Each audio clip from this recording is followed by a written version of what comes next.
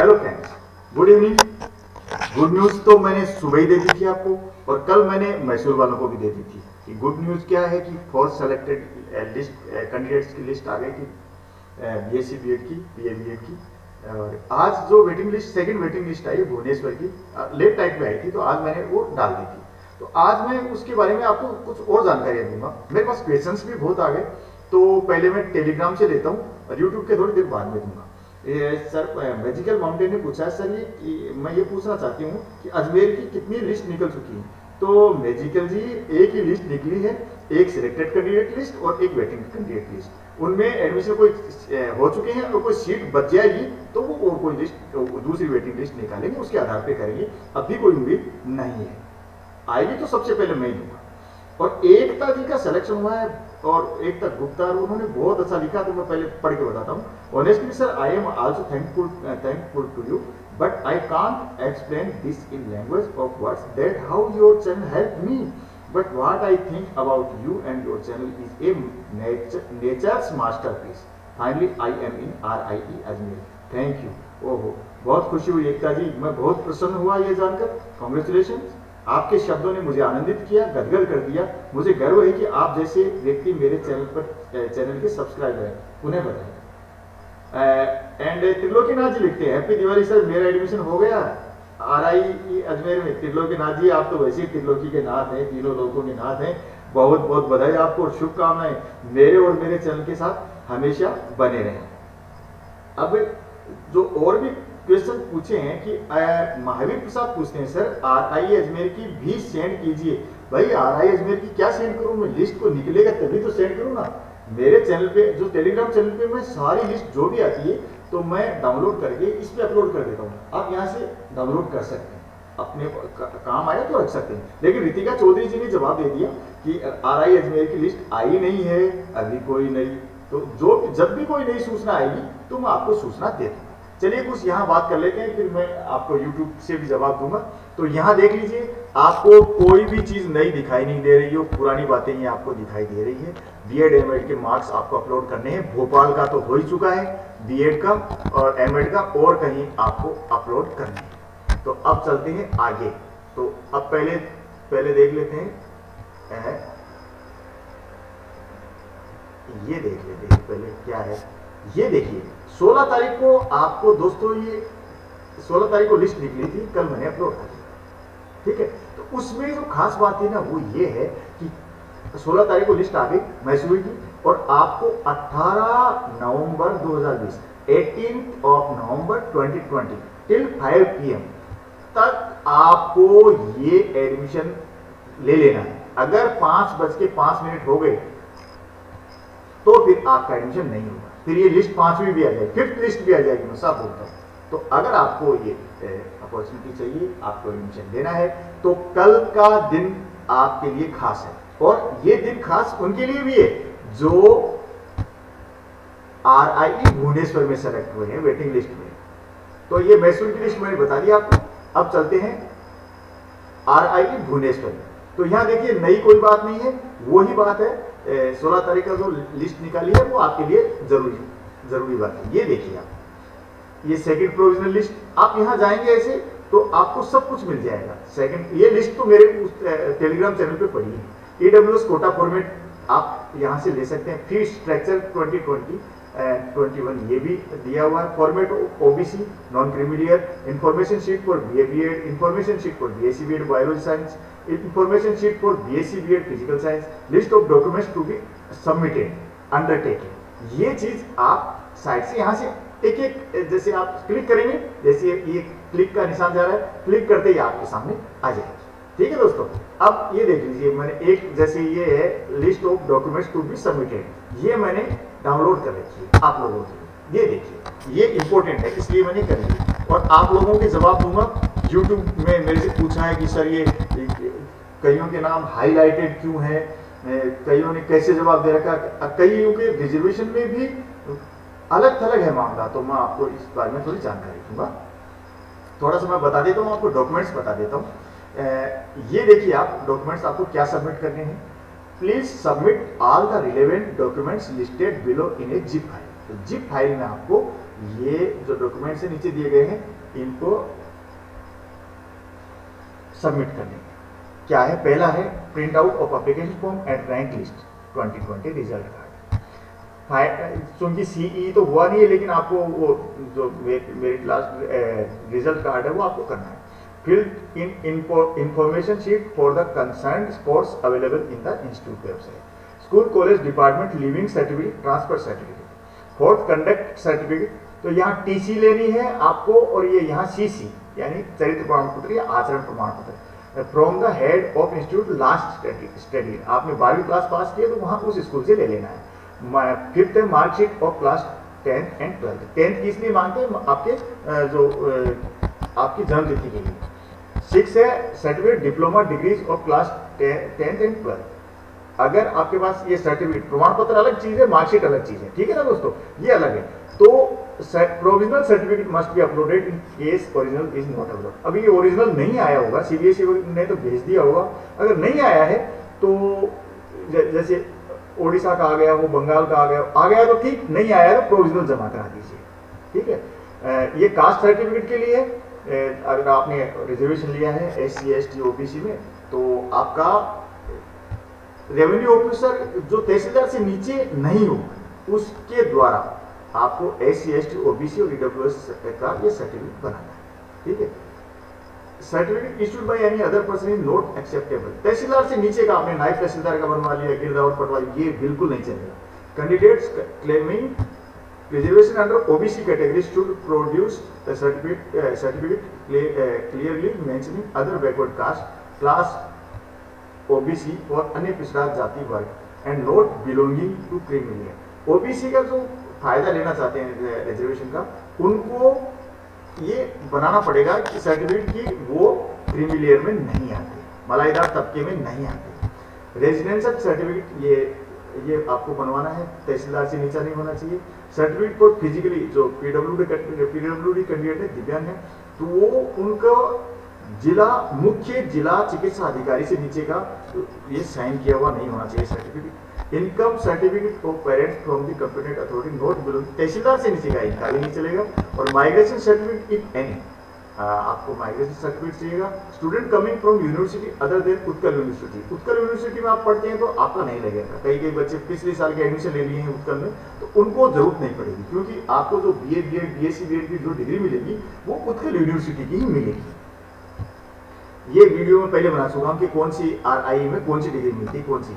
Relieving order in case the candidate is employed, आप अगर नौकरी कर रहे हैं तो आपको वहां से रिलीव करने का ऑर्डर हुआ है। नौकरी 12वीं पास आप क्या करते हो। Latest scan passport size photograph, ये और payment online through state bank college. अगर आपने फीस जमा करा दी है तो ये इसको भी आपको जमा कराना है। Copy of receipt to be uploaded with payment registration. अगर आपने इनमें कोई गलती की, डॉक्यूमेंट्स गलत अपलोड कर दिया या गलत ढंग से, तो पता लग गया कि बाद में कि आपने तो कोई विसंगति पैदा कर दी या त्रुटिपूर्ण दस्तावेज अपलोड कर दिए, तो आपको जो सीट अलॉट की गई है वो रद्द कर दी जाएगी। और जो जिप फाइल आपको कहाँ भेजनी है, इस ईमेल दे रखा BSc BEd physical science biological science भेजेंगे academic@riebs.ac.in। और BA BEd वाले कहाँ भेजेंगे, riesacademic@gmail.com। तो फ्रेंड्स ये थी जानकारी, ये सबसे ज्यादा जानकारी यही है। और ये फीस की जानकारी आप स्क्रीनशॉट लेके देख सकते हैं, सारी जानकारी दी गई है। टोटल फीस आपकी 14,155, 14,155 ये फीस है। इंस्टीट्यूट फीस पर एनम, यानी सेमेस्टर की नहीं है, पर एनम, ये देख लीजिएगा पूरी फीस ये इस तरीके से। अब आगे देखेंगे question money refundable after completion of course. आप जब कोर्स पूरा कर लेंगे तो आपको 1,100 यानी 1100 रुपये आपको वापस मिल जाएंगे, ठीक है। और यूनिवर्सिटी फी पर एनम ये 220 रुपये, 220 ओनली। और हॉस्टल फी है टोटल 11,900 रुपये। अगर आप हॉस्टल में रहते तो मेस एडवांस है 4,200, एस्टेब्लिशमेंट चार्ज है 7,200 एंड कल्चरल एक्टिविटीज का 500, तो टोटल हो गया 11,900। तो ये आपने देख लिया। EWS कोटा का सर्टिफिकेट बनेगा वो इस तरीके का होना चाहिए। और अब मैं बताता हूँ आपके जो क्वेश्चन थे यूट्यूब से, तो मैं उनका जवाब देता हूँ। पहले आप ये देखिए, ये आपने लिस्ट तो मैंने सुबह ही अपलोड कर दी थी, अब इनके जवाब देने हैं मेरे को। देखिए, मान्या सिंह लिखती है, सर पीडब्ल्यूडी से एक भी नाम क्यों नहीं है सर रिप्लाई में। तो मान्या सिंह, मैं आपको बताना चाहूंगा कि पीडब्ल्यूडी की सीटें बची नहीं होंगी। पीडब्ल्यूडी में जिनका सिलेक्शन हुआ था, सेलेक्टेड वो जो कैंडिडेट्स थे, उन्होंने जाके एडमिशन ले लिया होगा, तो जो सीट खाली नहीं है तो वेट लिस्ट कैंडिडेट में नाम आए, नहीं आएगा वेटिंग लिस्ट में नाम, ठीक है। स्निग्धा लिखते हैं 2 ईयर बीएड के रिजल्ट निकल चुके क्या बीबीएसएल के, रिप्लाई प्लीज, ये 2 ईयर की और इंटीग्रेटेड बीएड। तो स्निग्धा जी, वीडियो आप पूरा देखेंगे तो आप पाएंगे कि ये 4 year BSc BEd BA BEd का है, physical science, PCM, CBZ, BSc BEd का तो ये हो गया, इंटीग्रेटेड कोर्स है 4 ईयर। ये 2 ईयर बीएड का तो अभी क्वालिफाइंग मार्क्स अपलोड हो रहे हैं। जब क्वालिफाइंग मार्क्स अपलोड हो जाएंगे तो अभी सिर्फ भोपाल का निकल चुका है ना, भोपाल का तो ये निकल भी चुका है, और बाकी जो 4 आरआई हैं, शिलोंग का है, उमियम, NERI, अजमेर का, भुवनेश्वर का और मैसूर का, 2 ईयर बीएड का नहीं निकला, ठीक है। जब निकलेगा तो सबसे पहले मैं ही बताऊंगा। सर क्या थर्ड मेरिट लिस्ट निकलेगा? जरूर निकलेगा भाई, आप लोग कोई इसमें नहीं जाएगा तो निकल भी सकता है, और ऐसा ही हो रहा है, बार बार हो रहा है कि लिस्ट 4 लिस्ट आगे आप देख रहे हैं, तो मुझे पूरी उम्मीद है, अभी कल चौथी लिस्ट मैसूर की आई थी, तो मुझे उम्मीद है 5th लिस्ट भी आएगी, सेलेक्टेड लिस्ट, तो ये लिस्ट भी थर्ड आ सकती है। ज्यादा उम्मीद तो नहीं, क्योंकि कुछ कैटेगरी में ही आएगी। अब सर मेरिट लिस्ट में क्या ओडिशा से जनरल कोई सिलेक्शन नहीं हुआ है? I don't understand sir. देखो, जनरल में सेलेक्ट हो गए हैं, उन्होंने एडमिशन ले लिया है, इसलिए इस लिस्ट में नाम नहीं है, ठीक है ना। जनरल में अगर कोई नाम नहीं है तो इसका मतलब ये है, जैसे ये देखिए, यहाँ ये उड़ीसा जनरल 28 सीट है, यहाँ नाम है, यहाँ उड़ीसा से 8 जनों का नाम है, लेकिन किसी किसी में नहीं है, किसी किसी में नाम नहीं है। जैसे ये है आपकी फिजिकल साइंस की है, तो बायोलॉजी में हो सकता है कि वहाँ उड़ीसा की सीट भर गई हो। तो जिनकी सीट भर गई है, अब देखिए वेस्ट बंगाल की है, एसटी की सीटें हैं 5, वेटिंग लिस्ट में 5 दिया है एसटी, देख रहे हैं आप, ये देखिए एसटी 5 दे रखी है वेस्ट बंगाल में। अब देखिए एससी की है क्या वेस्ट बंगाल में? नहीं है, जनरल की दे रखी है, लेकिन एससी की नहीं है। इसका मतलब क्या हुआ? इसका मतलब ये हुआ कि एससी की सीटें भर चुकी, ठीक है, और पीडब्ल्यूडी की भी कोई सीट नहीं है, और ईडब्ल्यूएस की भी इसमें सीट नहीं है। आप देख रहे हैं एसटी की है, ओबीसी की है, जनरल की है, यहाँ ईडब्ल्यूएस की सीट भी आपको कहीं पे नहीं मिल रही, यानी यहाँ बाकी कैटेगरी की सीट भर चुकी है। अब जो और प्रश्न था, उनका क्वेश्चन से उनके जवाब देता हूँ। सर ईशा राज पूछती है, sir why some name has been highlighted. Isha ji, आपका नाम ही तो हाईलाइटेड है, ये आपको खुश होना चाहिए, आपको 2 जगह नाम आ रहा है। मैं बता देता हूँ ये क्यों हाईलाइटेड है, ये बता देता हूँ मैं आपको। ये देखिए, ये आपको ओबीसी 5 नाम दिख रहे होंगे बिहार में, ओबीसी 5, ये देखिए नॉन क्रिमिलेयर निखिल कुमार और Isha Raj, number 3 and number 4, Nikhil Kumar and Isha Raj, ये आपको हाईलाइटेड दिख रहे हैं। इसका मतलब ये नहीं कि इनको प्रेफरेंस दिया जाएगा, प्रायोरिटी दी जाएगी एडमिशन में, ऐसा किसी ने लिखा भी है, किसी ने जवाब में लिखा है तो लिख दिया, कोई बात नहीं। क्या लिखा है, उनको स्निग्धा, उनको फर्स्ट प्रायोरिटी दी गई है, स्निग्धा जी लिखती है, स्निग्धा सागरिका जी, पूछा है ईशा राज ने, तो स्निग्धा जी ऐसा नहीं है, फर्स्ट प्रायोरिटी नहीं है, इनका नाम 2 जगह है ना, इसलिए इनको हाईलाइट, इनका एक तो उस लिस्ट में है ओबीसी वाली में, एक देखिए आप बिहार की जो 8 नंबर पे देखिए निखिल कुमार हैं, ओबीसी नॉन क्रिमिलेयर जनरल की लिस्ट में आ गए हैं, और 10वें नंबर पे ईशा राज। तो अगर उनका वहां कैंडिडेट, अगर जनरल में कैंडिडेट 8 नहीं आते हैं, 7 नहीं आते, तो निखिल कुमार का एडमिशन इधर हो जाएगा, और ईशा राज का अगर 9 नहीं आते तो यहाँ हो जाएगा, ठीक है ना, आते। और ये वेस्ट बंगाल में ओबीसी में भी अगर 2 कैंडिडेट हैं, ये ऊपर वाले इनका हो जाएगा, और 3रे नंबर पर वेटिंग लिस्ट में 3रे नंबर पर निखिल कुमार है, और 4थे नंबर पर ईशा राज है, तो इधर भी हो सकता है। मतलब इनके पास 2-2 चांस है, समझ गए होंगे आप मेरी बात, तो इनका इसलिए हाईलाइटेड है। अब मैं समझता हूँ आप अच्छी तरीके से समझ गए होंगे, और कोई क्वेश्चन है तो मैं देख लेता हूँ। सर प्लीज एक वीडियो बनाइए, समझाइए कि के लिए कि आरआईसी में सब्जेक्ट कैसे अलॉट होता है, कौन सा सब्जेक्ट मिलने का चांस है, क्या प्रोसेस है RICA में सब्जेक्ट मिलने का ऑनर्स के लिए 4 इयर्स। तो ये पूछा मेरे को अंजलि सिंह ने। अंजलि सिंह जी, मैं आपको समझाता हूँ कि आपको जो अभी मिल रहा है काउंसलिंग में आप ले लीजिए, ठीक है। ये तो एक बार आपको करना है। क्या सब्जेक्ट मिलना है इसके ऊपर मैं बनाऊंगा तो समय लगेगा, अभी क्योंकि समय है नहीं कई वीडियो बनाने का। रिया जैन लिखती है, सर RI अजमेर की BA BEd की कितनी लिस्ट निकल चुकी है? रिया जी, एक ही निकली है, एक ही लिस्ट निकली है, वो सिलेक्टेड कैंडिडेट एक ही निकली है, वेटिंग लिस्ट। और मैं आपको बता देता हूँ, हमेशा सबकी ऐसी एक ही लिस्ट निकलती है और एक ही दिन सबका एडमिशन हो जाता है। काउंसलिंग होती है एक ही दिन सिलेक्ट कैंडिडेट का और एक ही दिन वेटिंग लिस्ट कैंडिडेट का, ऐसे ही हो जाता था एडमिशन। लेकिन अब क्या है कि वो ऑनलाइन हो रहा है ना सब, इसलिए ये निकली है लिस्ट, ठीक है। तो मैं समझता हूँ आप लोग सब समझ गए होंगे। और फिर मैं जिन्होंने मेरे को दिवाली की शुभकामनाएं दी थी उन आप लोगों को भी एक बार और शुभकामनाएं देता हूँ। सुष्मिता जी लिखती हैं 92.25% इज एनी पॉसिबिलिटी। 2 ईयर के लिए पूछ रहे हैं, पॉसिबिलिटी तो पूरी है।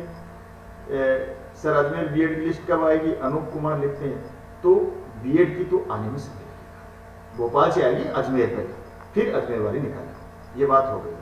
और वर्षा बाथरूम लिखती थी मेरी आवाज़ क्लियर नहीं आ रही थी, पिछले वीडियो में बहुत खराब आवाज़ थी, उसके लिए मैं आपसे माफ़ी चाहता हूँ। श्रीवल्ली पराकट भी लिखती हैं कि sir voice is not clear.